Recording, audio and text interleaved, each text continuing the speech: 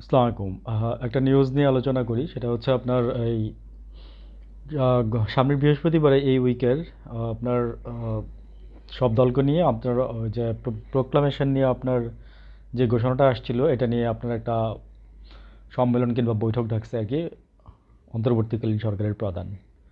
তো উনি বলতেছে যে সবাই মিলে যদি একই একই সমর্থনে আসে তাহলে আপনার এই যে সংবিধানের যে বিষয়টা আছে এটা বাতিল কিংবা কাটছাঁট করা হবে আর কি। তো দেখা যাক বৃহস্পতিবার দিন কি হয় আর কি। তো বোঝা যাচ্ছে যে মানে ভালো কিছু হবে, নাও হইতে পারে, কারণ এখানে বিএনপি তো বেটু দেওয়ার জন্য বসেই আছে।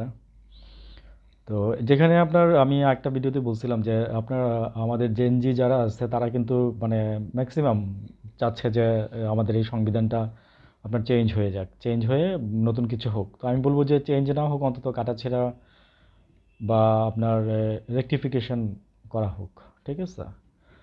আর হচ্ছে দ্বিতীয় আরেকটা সুখবরই বলা যায়, সেটা হচ্ছে আপনার আমি কিছুদিন আগে বলছিলাম যে আপনার আহ, আমেরিকাতে বা আপনার সরি আপনার আমরা এই ইন্ডিয়াতে গিয়ে যেই এই এম্বাসিগুলো ফেস করতাম, সেগুলো আমরা ওই যে বাংলাদেশে এগুলো প্রক্রিয়া শুরু হয়েছে ডক্টর ইউনূস সরকারের জন্য এইটা হয়েছে।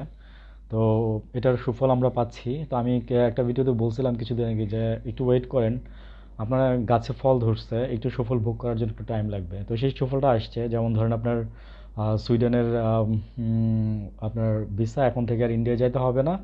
এটা বাংলাদেশের থেকেই আপনি এখন থেকে অ্যাপ্লাই করতে পারবেন। তো এটা খুবই ভালো একটা সংবাদ। আমরা যারা বাইরে যেতে চাই বা যেতে চাচ্ছি বিভিন্ন উপায়ে, তাদের জন্য এখন আর ইন্ডিয়া গিয়ে ওই সময় টাকা কোনোটাই আর নষ্ট হবে না।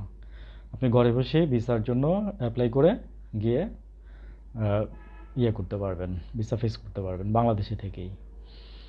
আরও একটা নিউজ হচ্ছে আপনার এই এই সীমান্তে এখন পর্যন্ত কিছু হয় নাই, সীমান্তে ওইভাবেই আছে সব কিছু।